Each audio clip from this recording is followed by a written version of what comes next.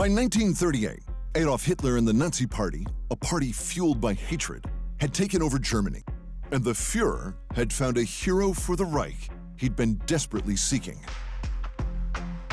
2 years prior, the Olympics had been held in Berlin, and Hitler's grand plan had been to demonstrate the Aryan race's supposed physical superiority to the world.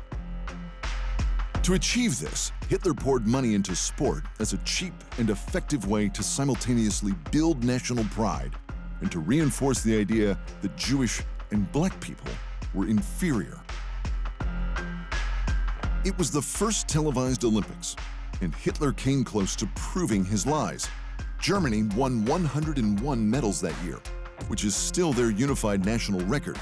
Coming in second were America with just 56. But that's not how history remembers the Berlin Games. With the world watching live for the first time on TV, all eyes turned to the marquee event, the 100-meter sprint, and Hitler was there in person to bask in his assumed Aryan glory. What he didn't count on was Jesse Owens, a proud African-American, absolutely dominating. And he didn't just crush the competition in the 100-meter sprint. By the end of the Games, he'd also won the long jump, the 200 meters, and was part of the 4x100-meter relay team, which also won gold. Owens single-handedly destroyed Hitler's myth of Aryan supremacy. But he hadn't destroyed Hitler or his Aryan goals. By 1938, the Führer had pinned his hopes on the former heavyweight champion Max Schmeling, and with good reason. If there was anyone who could prove Aryan physical supremacy once and for all, it was a heavyweight champion of the world. But there was more to Schmeling than that. The heavyweight champion James J. Braddock of America was supposed to fight the German in 1937 because Schmeling had knocked out Joe Louis a year earlier to become the #1 contender. However, Braddock first injured his hand, and then instead of fighting Schmeling, he signed on to face Louis, who had gone on a minor tear in the year since his loss. For the Reich, the American heavyweight champion had obviously ducked Schmeling, which is true, so their man Schmeling was clearly the superior athlete. Then Louis went and knocked out Braddock for the title, and Louis was a man Schmeling had already knocked out, so Hitler went all in on Schmeling. That, of course, was just fine by Joe Louis. Okay by me. Because Schmeling was the man Louis had wanted all along. After 3 defenses, Louis finally got the bout in 1938 in what became known as the fight of the century. And there has never been a fight with so much at stake. Global tensions were already boiling over due to the mass persecution of Jews in Germany. And this championship was billed as more than just a fight between 2 men. This was Nazi Germany versus the United States. It was Aryan supremacy versus multicultural freedom. Over 100 million people tuned in, and they were treated to a righteous massacre. The Nazis' hero came in confident of certain victory, but the American blitzed him early and often. Louis delivered wave after wave of non-stop pinpoint accurate bombs on anything he could target, and he completely destroyed Schmeling.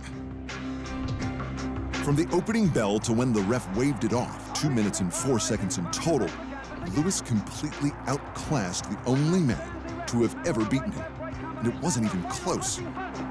Joe became a symbol of freedom, not just for black Americans, but for all people the world over.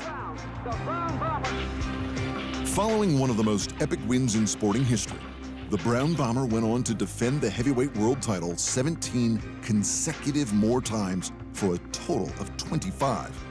That's still the record today for all weight divisions, and he seemed completely unstoppable.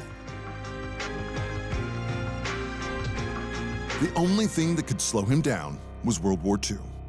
After 2 major, utterly embarrassing defeats to the Americans in sport, Hitler took Nazi Germany to war against anyone and everyone who would stand in his way, and it was a nightmare that lasted years. In the face of hell on earth, Joe Louis volunteered to join the U.S. Army. He put his history of embarrassing the Nazis to great promotional use and boosted troop morale in hundreds of exhibition fights across the conflict.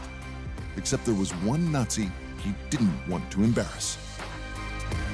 That was Max Schmeling, because Schmeling never wanted to be a Nazi. In fact, he wasn't a Nazi. He never even joined the party. He was just something Hitler grabbed a hold of and used for evil. The truth is, Schmeling hated the Nazis. Schmeling hated the Nazis so much that he even put his own life on the line to save 2 Jewish children by hiding them in his apartment during the Nazi purge of Berlin. Almost 2 decades after his loss to Lewis, Schmeling said of the fight of the century, "Looking back, I'm almost happy I lost that fight. Just imagine if I would have come back to Germany with a victory. I had nothing to do with the Nazis, but they would have given me a medal." After the war, Lewis and Schmeling became fast friends for life. People had tried to make them enemies, but they knew they were both just 2 fighters trying to do the best they could. And that saw them remain friends for life. I'm very happy to meet here on this airport my old friend Joe Louis. That's 2 years ago. I saw him last in Las Vegas.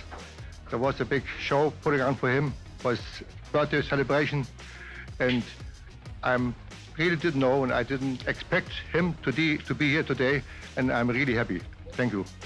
Not even death could get in the way of their mutual admiration. And when Lewis passed away, it was Schmeling who assisted his former rival's family and even financed his funeral. Joe Louis just wanted to be the best boxer he could be, and by destroying the representative of Nazi Germany, he finally called himself the heavyweight champion of the world. When the war broke out, Louis volunteered to join the army and set an example of what to do when evil needs to be stopped. But the true measure of his greatness was when he formed a lifelong friendship with Max Schmeling. This was a man the world wanted him to hate, but Louis showed him only love.